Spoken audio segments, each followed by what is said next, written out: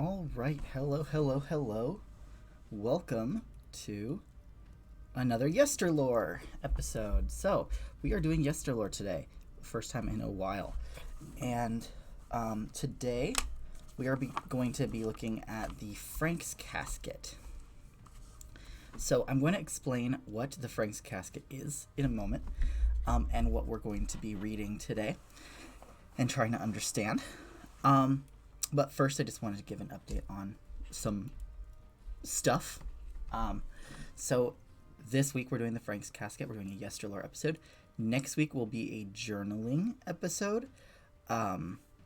Stream. I don't know why I call them episodes. Stream. I'm going to be doing some different stuff in my journal from past streams. So that's exciting. And then the following week we'll be doing some more Frank's casket, and I'll explain why. And then we will look at some ancient Egyptian hieroglyphs. Maybe in the next yesterlore, maybe the week following, depends on how schedule stuff works out. So that's the general plan for the next few streams. The other things I wanted to say, there are a couple other things. One is, I've mentioned this in the past few streams, but I now have a Patreon that you can find linked on Twitch, and you'll also find it linked in the description of the video once it goes up on YouTube. The other news is that I made some branding changes to basically just like the URL / username stuff, just to try to keep things more consistent across my website and my YouTube channel and my Twitch channel. So Grimm's Lawyer, which is the username that I had been using, is no longer the username I'm using. It's just Inguine now everywhere. It was already the case on my website, and on my Buy Me a Coffee was that as well, and now my Patreon and YouTube and this are that as well. On YouTube and Twitch it's Inguine256, because someone else got Inguine, so that's disappointing, but everything will be linked in the description, and on all the platforms everything should be linking to the correct place now. So that is the other news. I think that's all the news. Yes, that is all the news. The only other thing is I might have some impromptu not on Saturday streams coming up soon, for just some random little things. Those will be more like surprises, but in terms of pre-planned things I'm planning on doing ahead of time, the schedule looks like next week. Journaling. Who am I and what have I done with Grimm's Lawyer? No, I just made the announcement. I'm just trying to make my URLs more consistent across the internet. Trying to keep things more consistent, yeah. I love the banhammer emoji that's shaking, quivering in anger. So yeah, that is the plan. But today we are doing the Frank's casket. All right.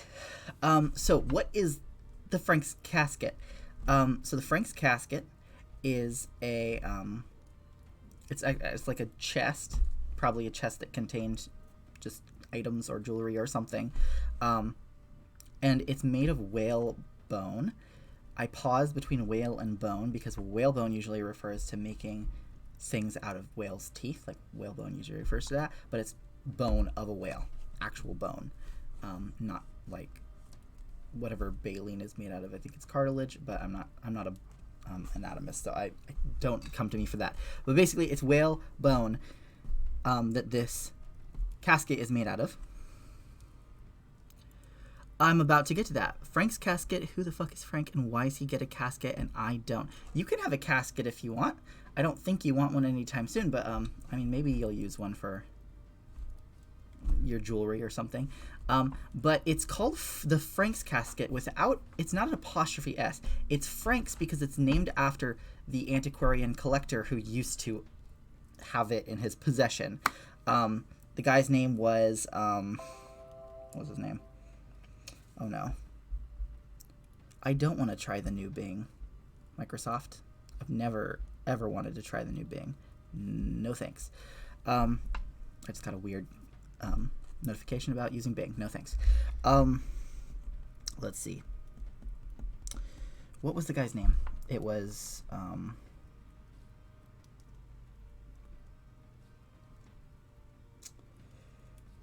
Sir.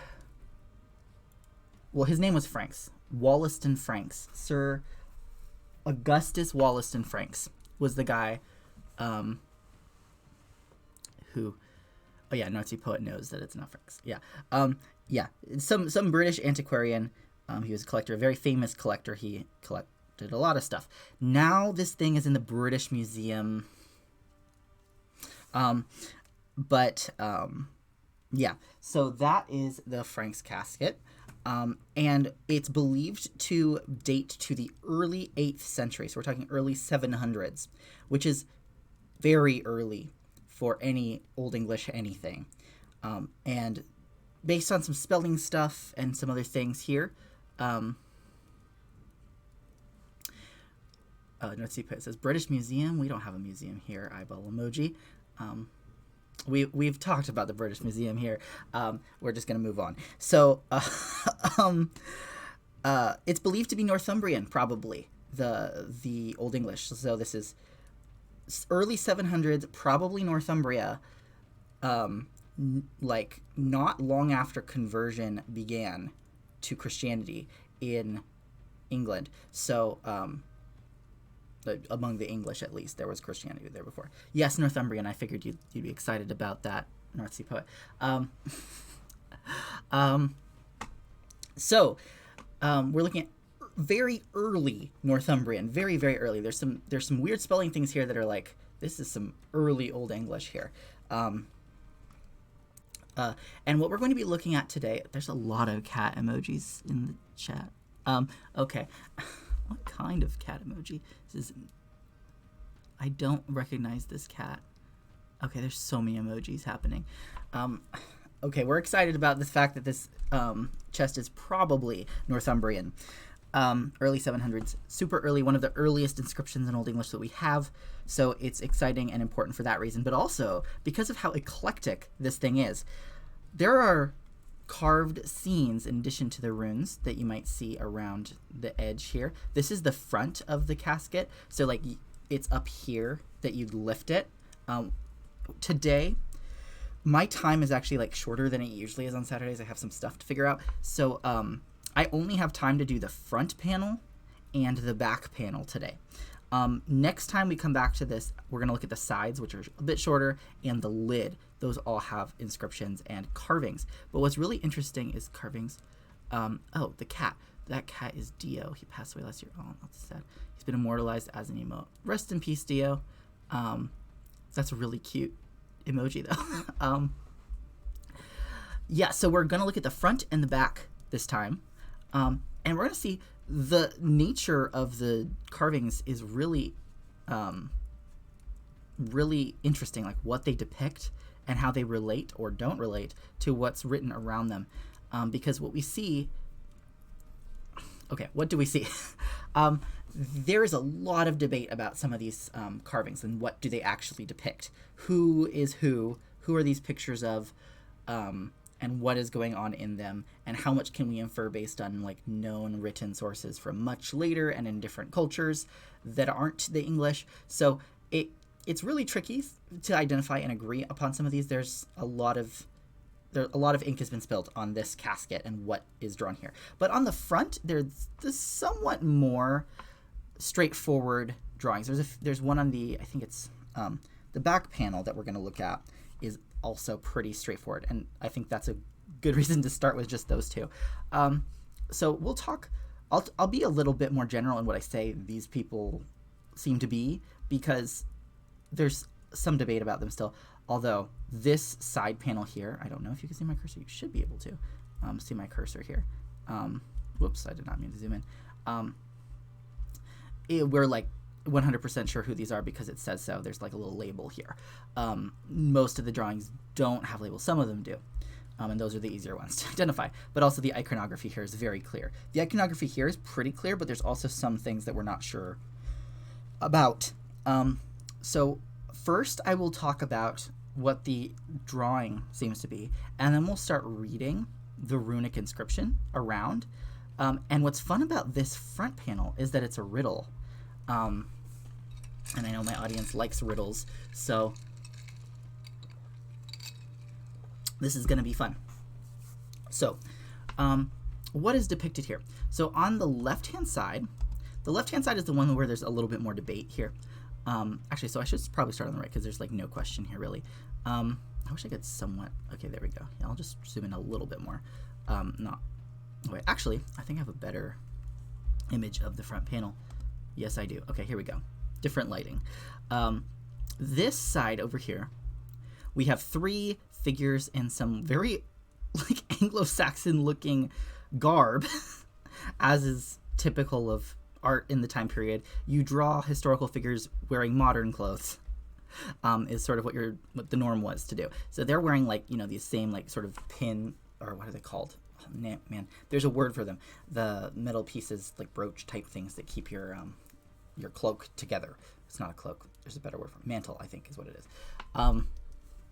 So they're wearing some very Anglo-Saxon garb, but they're carrying some things, some incense looks like, and some other items. And this looks like a duck to me. I don't know if it's supposed to be a duck, but it looks like a duck.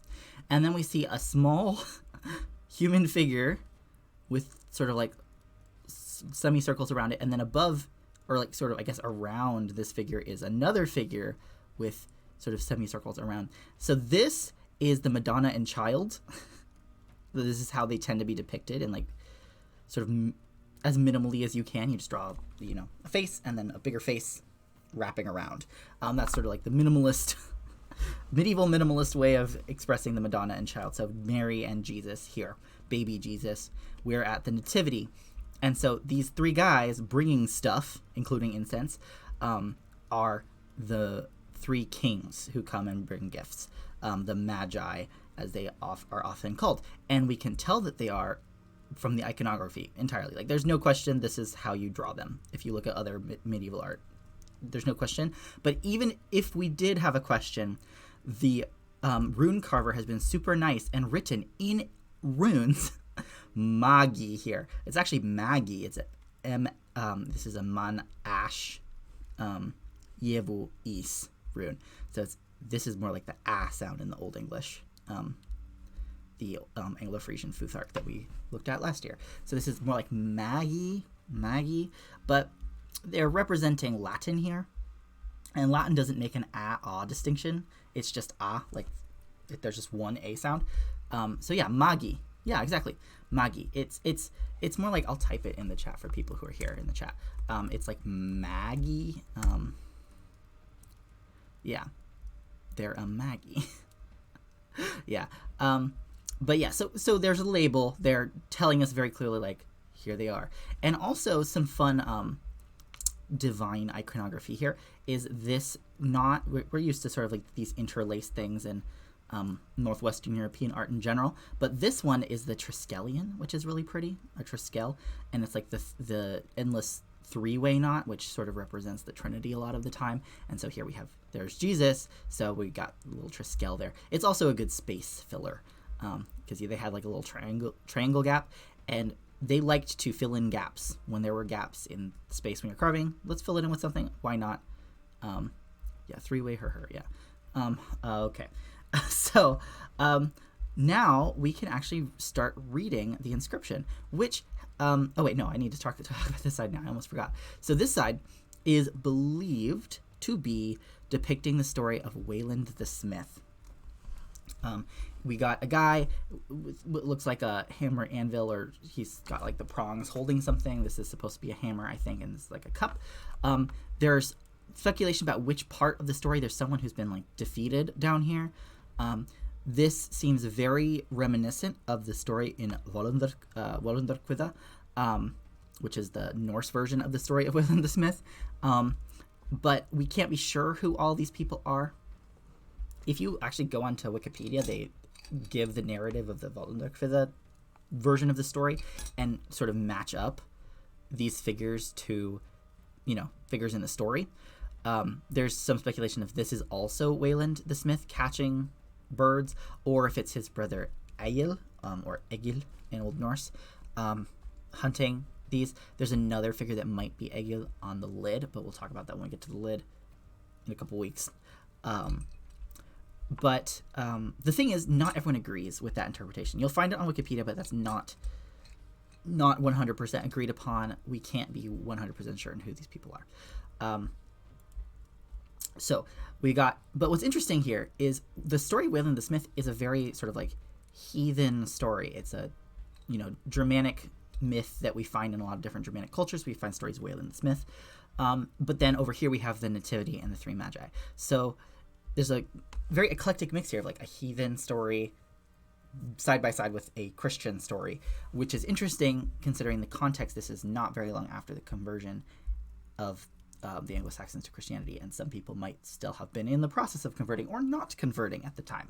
So it's kind of interesting that this casket's sort of almost like catering to two audiences, or maybe the same audience. Maybe they are Christian, but they still want to tell the stories of the heathen past, which we know medieval Christians still likes to do.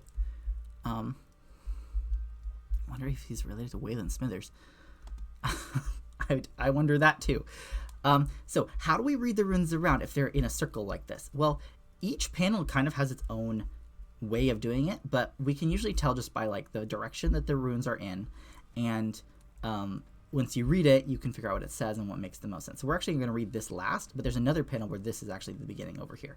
I hope to God you can see the cursor. When I say this, the far left side panel, like where it looks like it's sideways, we're going to read that last, which is good because this is actually the answer to the riddle. So you have a riddle here around, and we're going to go clockwise.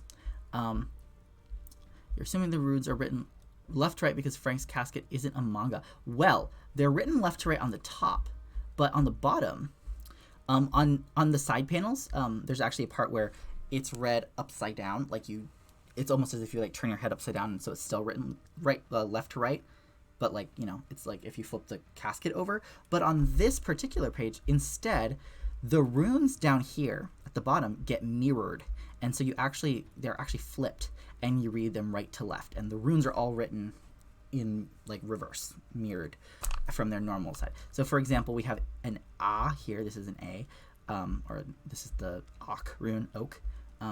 It's the A sound. And so it's written that way, but down here we see A is the second letter here, and it's written the other way because it's mirrored. So, and a lot of early runic inscriptions, like if you go back to Elder Futhark inscriptions, they're written like that. And they could be written sort of like a boustrophodon, like zigzag, like this one's right to left, this one's left to right, this one's right to left, back and forth. Yeah, Frank's casket is proto-manga. I feel like those rune stones are proto-manga because some of them are all the way written. I think we have some that are written completely right to left.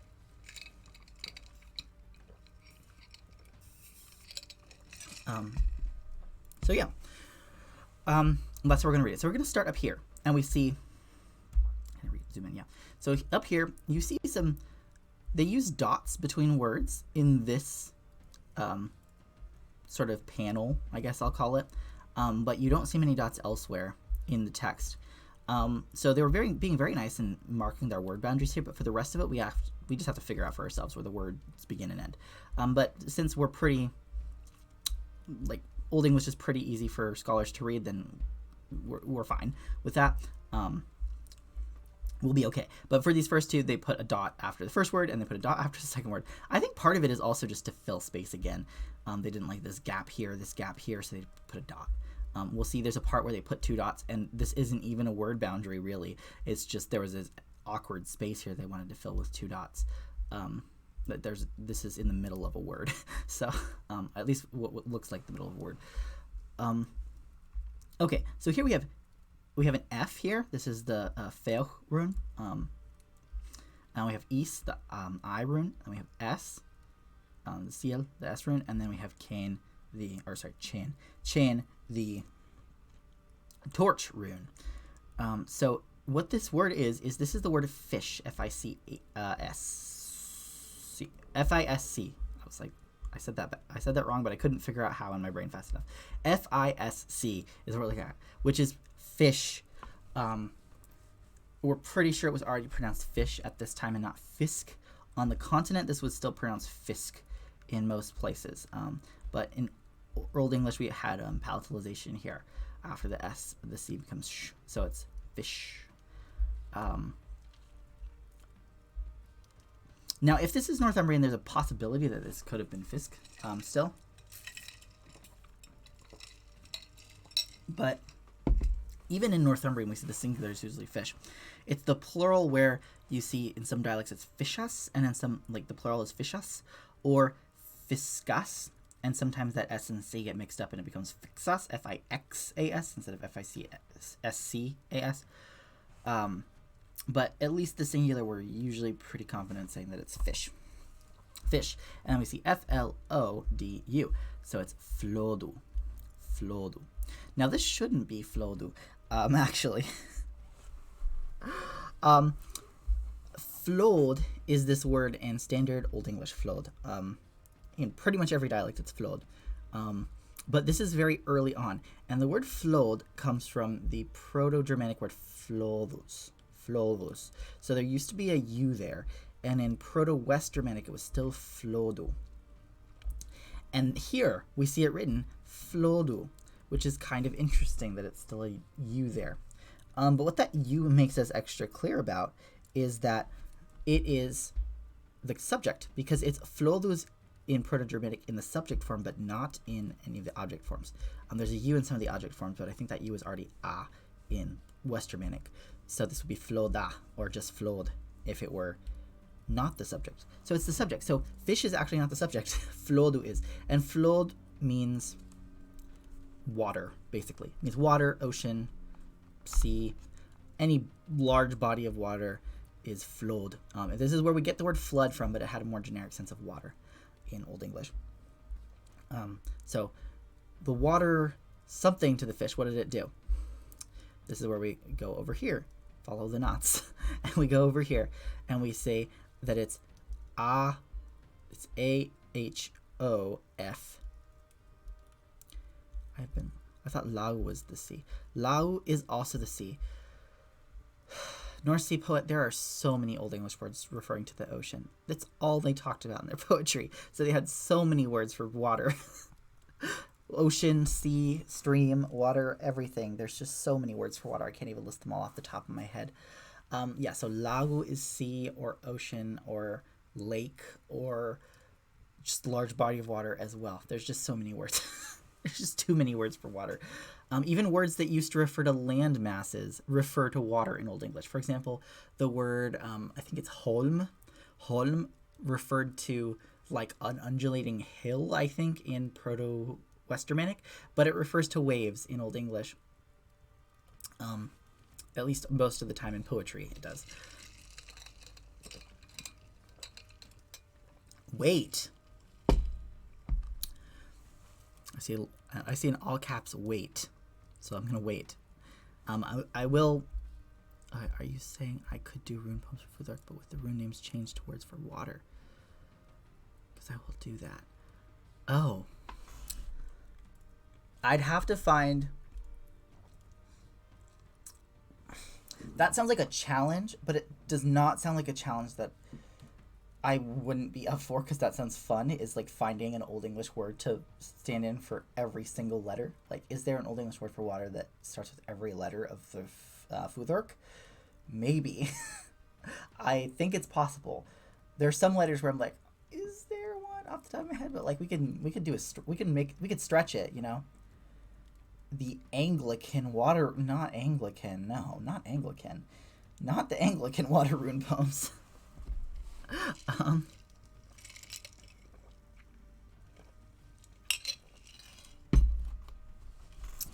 I think maybe you meant Anglian?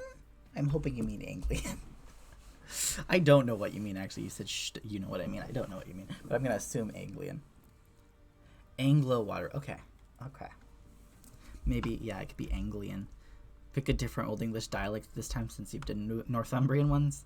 We can do Mercian, Anglian, or Kentish or something. I know you won't touch West Saxon.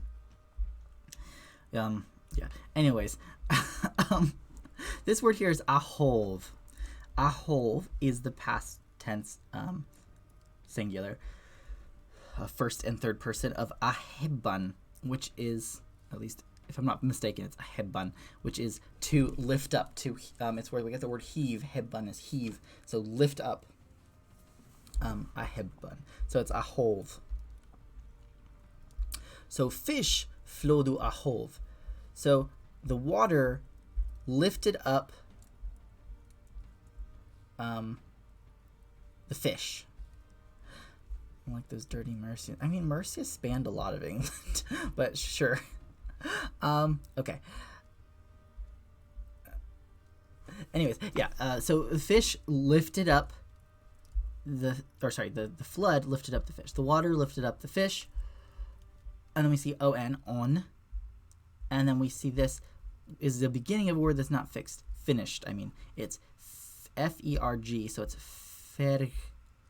And then we have to tilt our heads over here to read over on the right-hand side, E-N-B-E-R-I-G. So this is all one word, Ferienberry.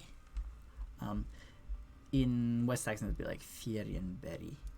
Ferienberry. And what this means, Ferien is, it refers to mountains and woods in the mountains.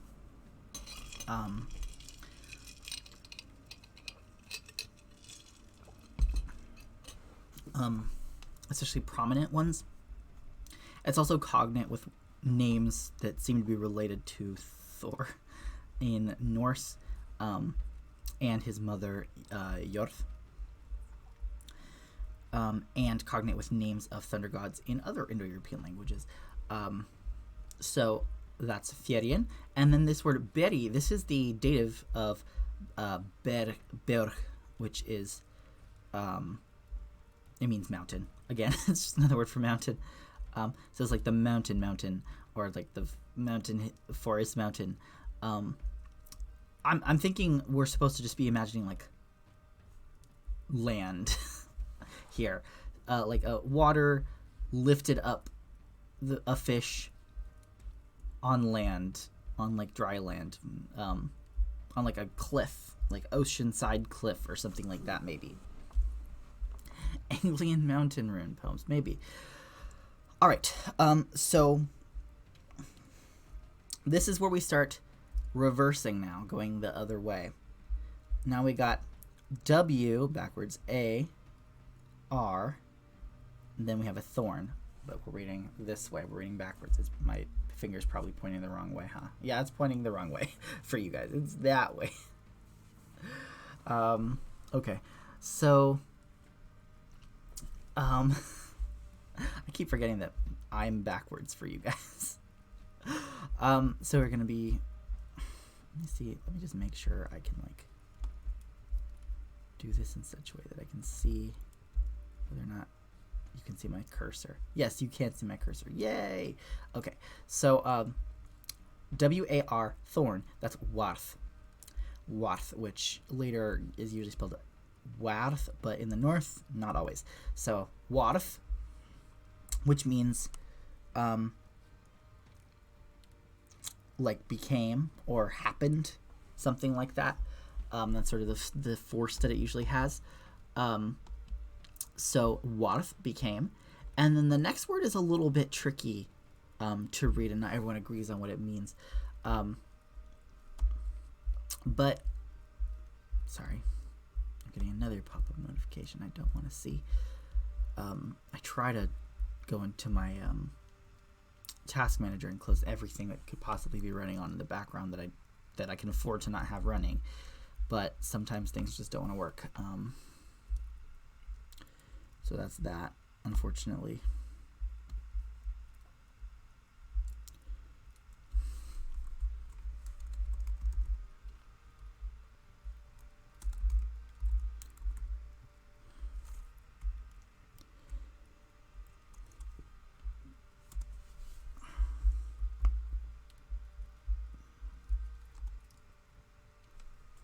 have hiccups. No, not hiccups.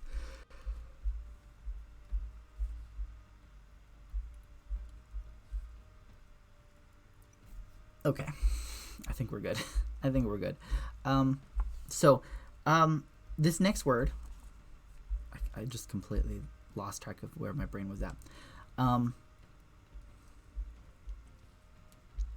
This next word, G, we're on G.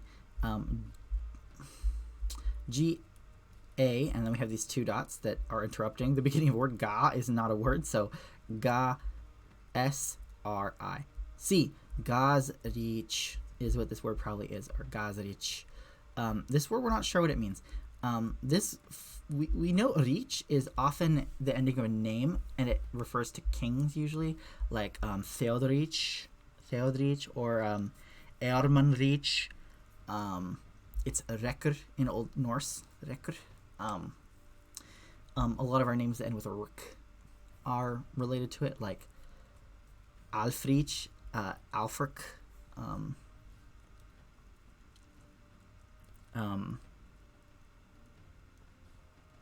Aldrich. So this second part probably means king.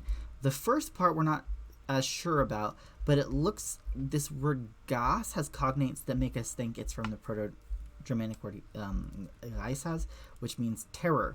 So it's like terror king, king of terror. We're not sure what that means, but okay. So the terror king became, it happened to the terror king, or he became, or something like that. And the next word is a fun word. It's another G, G-R-O-R-N. And what I noticed with this scribe is his N's are kind of like slanty. Usually N is like a straight capital line, like an I, and then just has like the little descending slash going through it. But this one, he kind of makes it like a forward slash and then puts the backslash through it. And the same thing is happening here, but it's the other way around. So it's a backslash with forward slash going through it, because it's going the other way. I'm going to point this way. That's not the way I'm seeing it because I'm mirrored for you. So yeah, this word is grorn. Grorn, G-R-O-R-N. And that means sad, weary. Grorn. So, Warth Gasrich Grorn, the terror king became sad or wearied. And then we have Thad, Thorn, Ash, R. And these R's are very unconnected.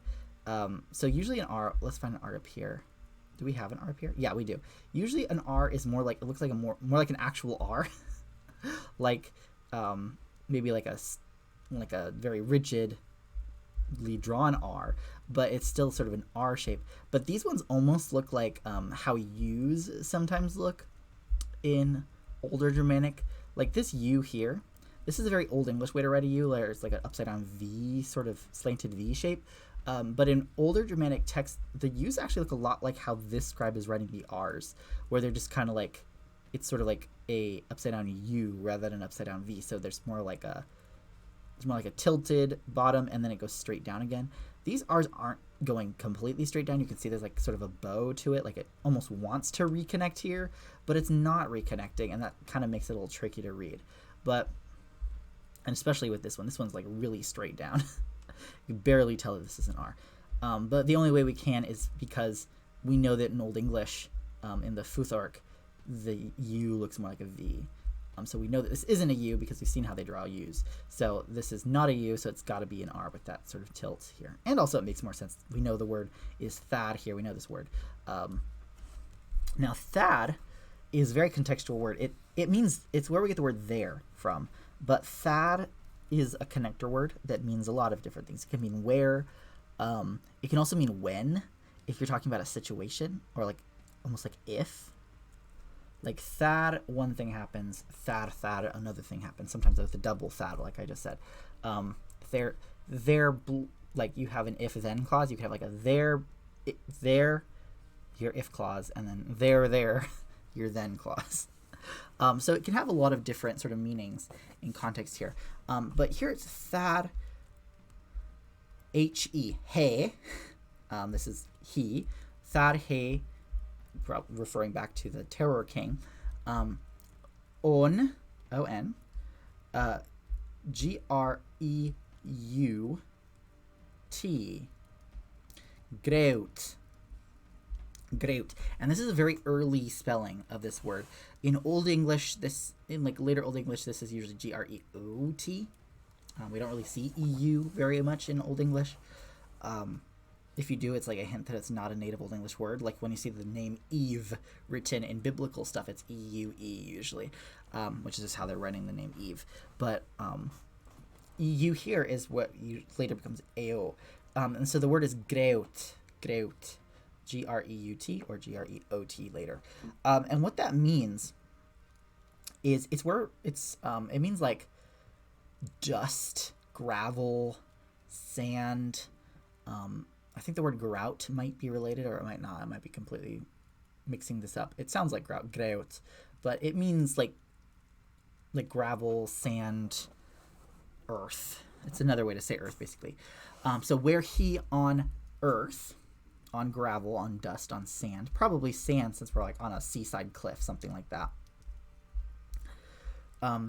Yiswom, G-I-S-W-O-M. Later, this is usually G-E in Old English, but it's G-I in this very early text. Yi. And then we see W-O-M. This swam is sometimes swam, S-W-A-M. That's how I would usually spell it if I were writing in Old English. But this is swam. So became the...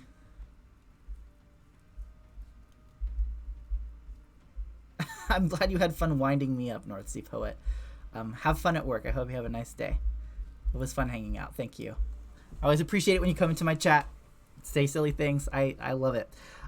Yeah. So the Terror King became sad where or when he swam on the sand.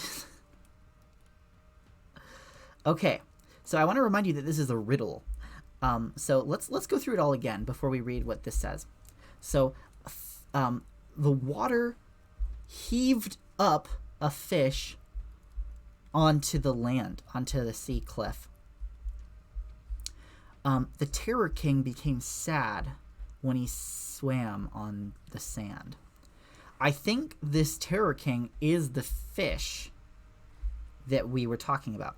Now, if you're wanting to figure out this riddle, it helps to know that fish is a much broader category in Old English than it is in modern English.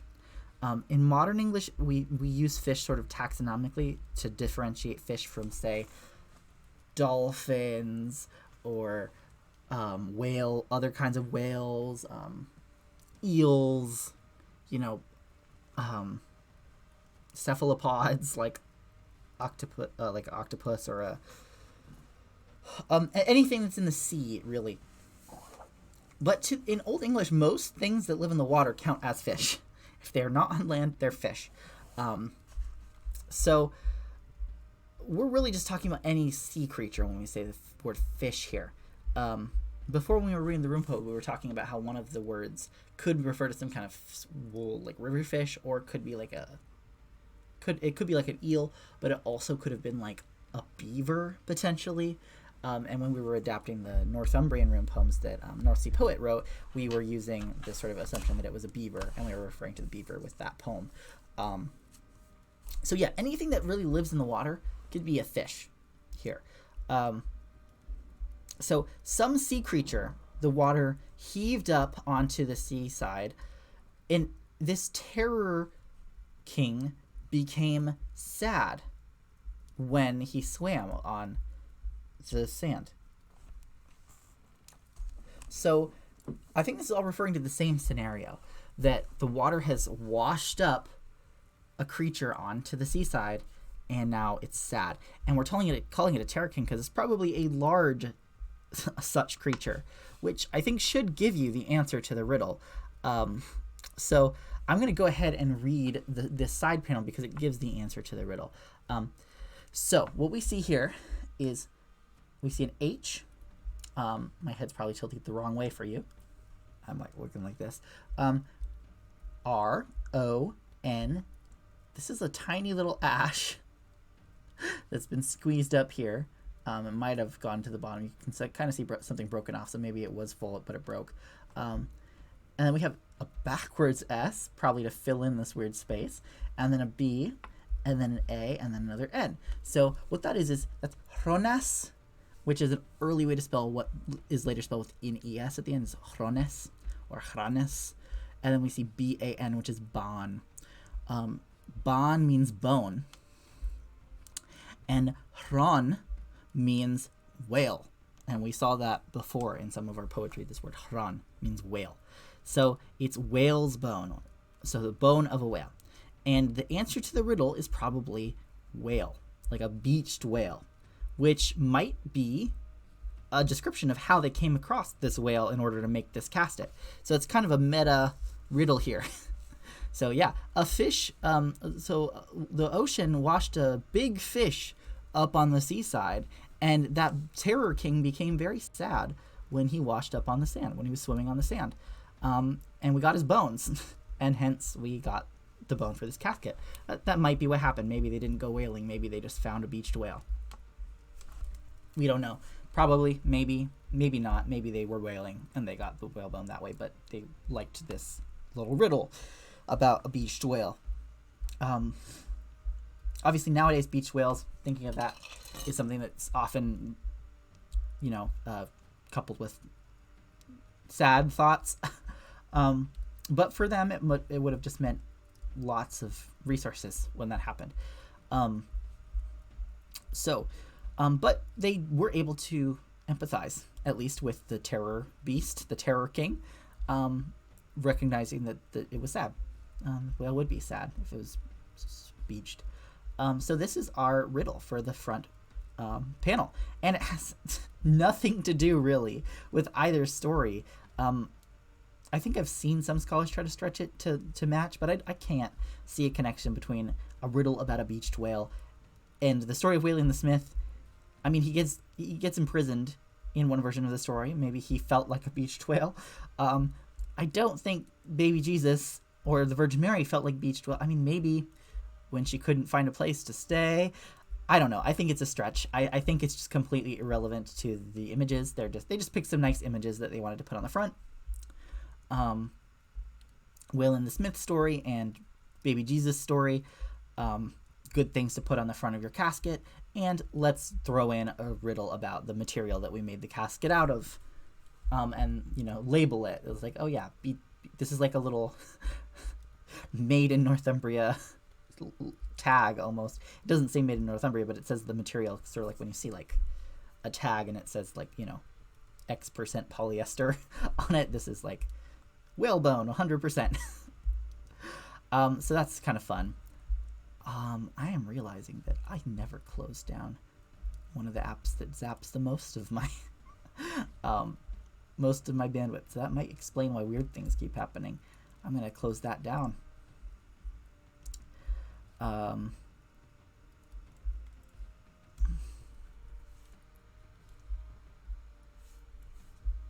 Yeah, okay. Things should run a little bit more smoothly now. Okay. We have time for the back still, I think. And we'll do the side panels and the lid. Maybe not next week, but the week after. Because next week is journaling, that's right. So the week after. Okay. So this is the back panel. And the back panel actually has some labels for what is drawn here. But let's look a little bit closer. Okay, not that much closer. Let's zoom in a bit. Okay, there we go. Okay. So what we have here, it looks like, well, no, I undid all of it again. Okay. We've got guys with spears here. Looks like people are either climbing or fighting up here. A lot of people. These seem to be like troops, armies, perhaps.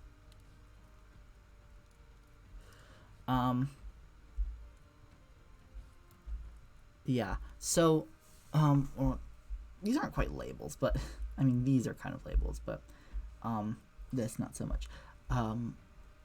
What is depicted here? Oh, and then we see like this really pretty structure in the center, archway, and we see two what appear to be like what I believe a Northumbrian would imagine a lion looked like for someone who'd never seen a lion before,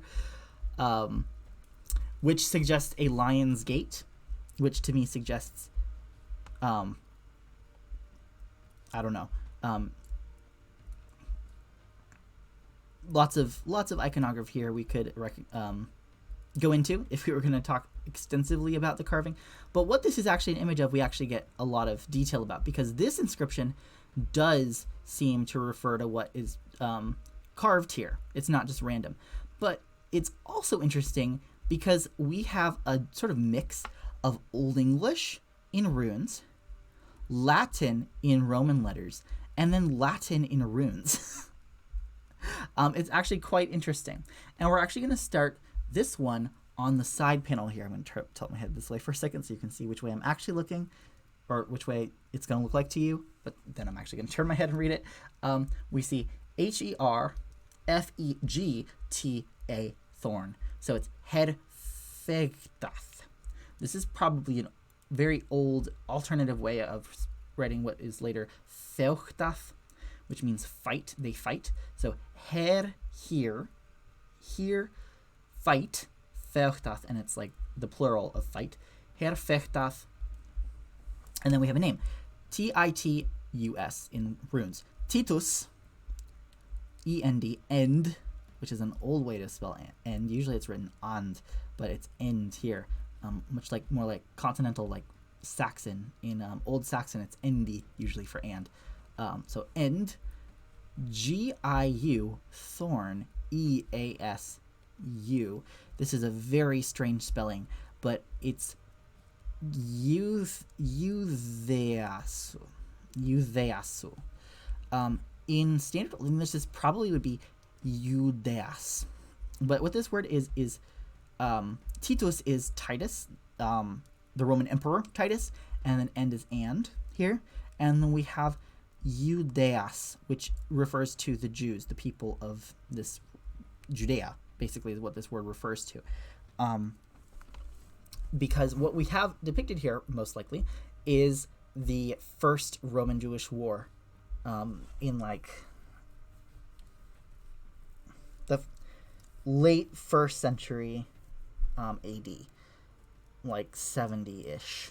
The year 70-ish is when that happened. Titus, the emperor,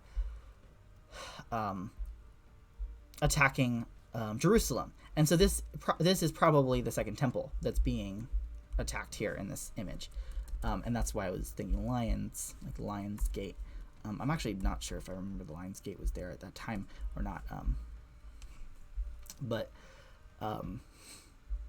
this is probably the temple, and this is Titus attacking. So we have in Old English, here fight, in like present tense, Titus and the Jews is what is written here, the Jewish people. The U here is very strange. I don't think there should be a U even historically here for the... that doesn't make sense to me grammatically.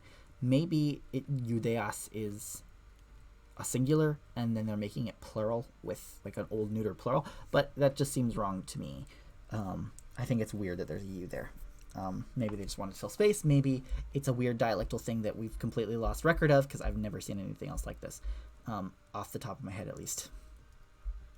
So Titus, here fight Titus and the Jewish people. Then we scroll over here and we see Latin script instead of runes. But it's like very insular inspired letter forms for the Latin, dramatically so. That is strange for Latin inscriptions, like compared to other Latin inscriptions we can find in a lot of places.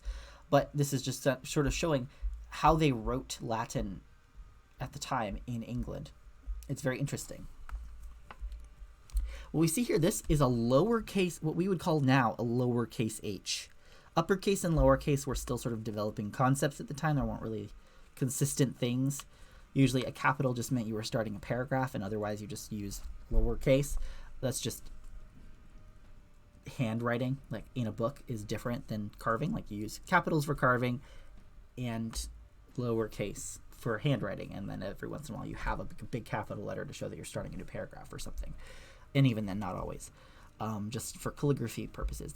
The capitals and lowercases were seen as just variants of each other rather than like a strict capitals are for this, lowercases are for this.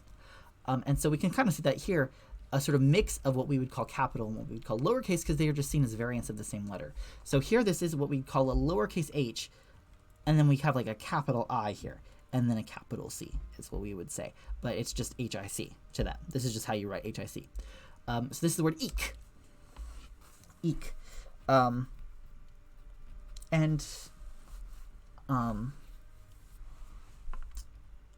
I'm very tired. I'm gonna have more matcha up here. Okay, so eek is here, and then we have, well, it could be here, it could be, it's my Latin just completely broken right now.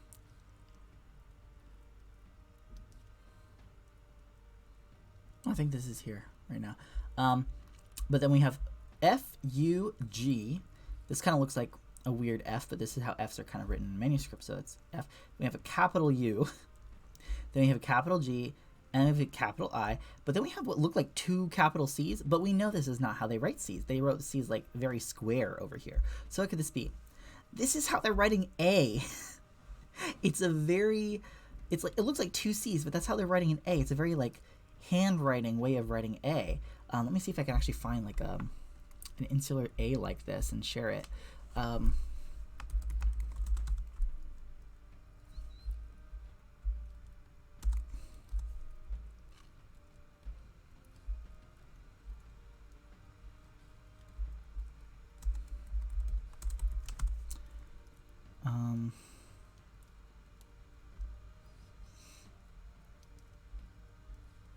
Oh, here we go. Yeah. Ooh, what is this from? This is interlinear Old English and Latin here, but I don't remember what text this is from. I don't recognize it just from the what's written. I'm gonna add a new tab here. Okay, can you see this? Is this coming up right? Let me see. I think it's big enough. I could zoom in more.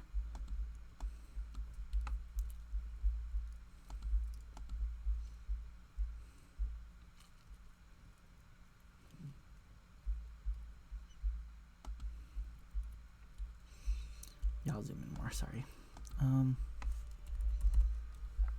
This here is an A, and here's another A. And you can kind of see how that translates to like what looks like two C's with a connection here. So this is like, actually, what is this letter? I'm actually kind of lost here about what this letter is. Is this another, is this Beati? I think it's Beati, yeah. So this is like Terram, T-E-R-R-A, but it looks like two C's, M. And then we have Beati,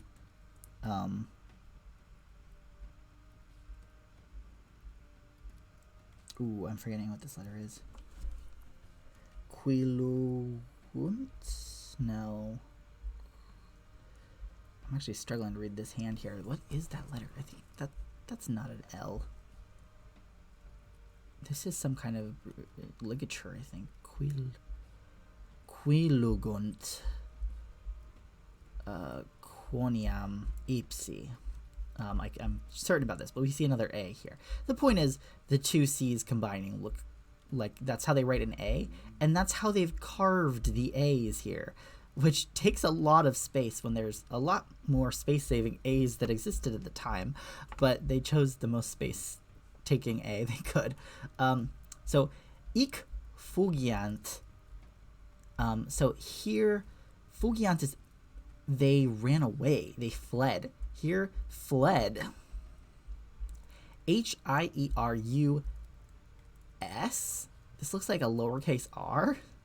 but it's an S. It's an insular S. That S that we've seen before that looks kind of like a lowercase r that like descends. We've seen this S a bunch in manuscripts, but this is how they're also writing S in their carving here. So this is Hierusalim, and notice the M looks like a lowercase m. So, ik fugiant Jerusalem. Here fled is what that says. Here fled, and then it's Jerusalem. Jerusalem is Jerusalem. And then we tilt our heads again, this way for you. Then we see runes again. And the runes say, this is Afitatores. Afitatores. This is Latin still. It's Latin, but in runes.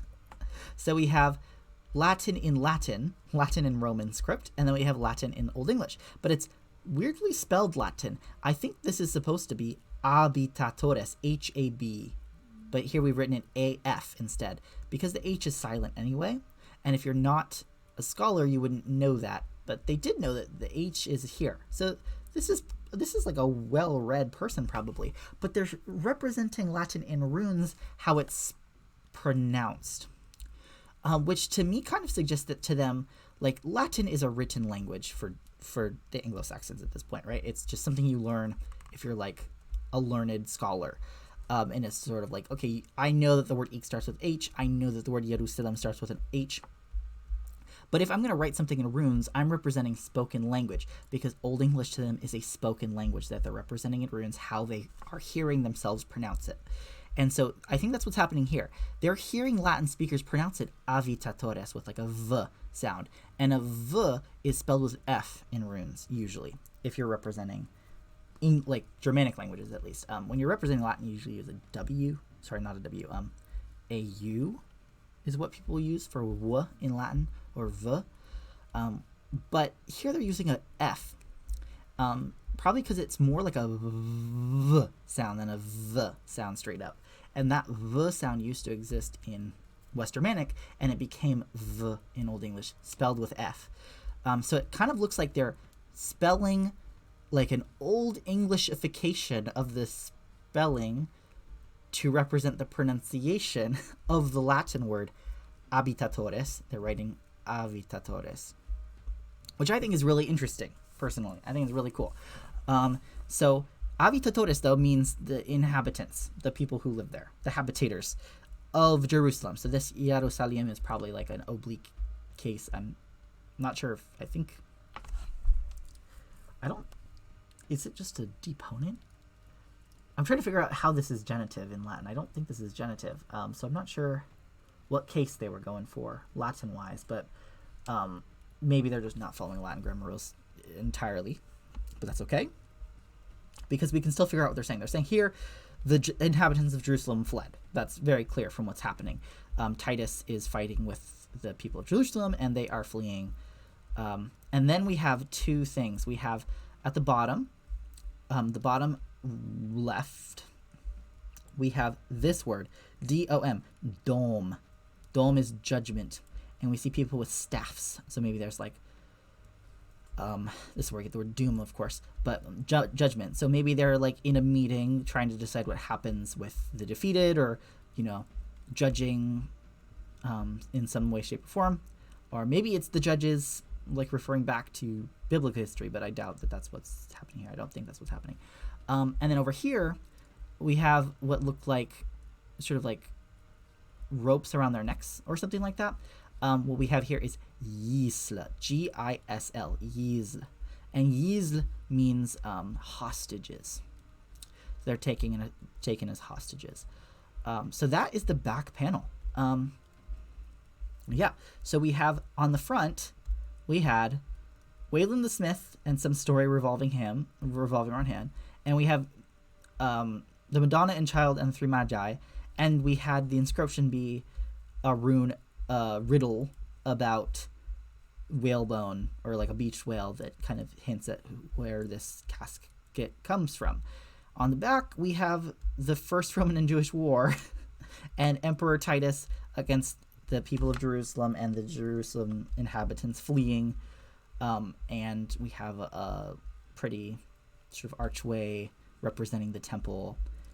We have judgment, and we have hostages. So yeah, very sort of like, it kind of feels random almost, doesn't it? It's like they're just putting interesting historical events or other things onto this casket.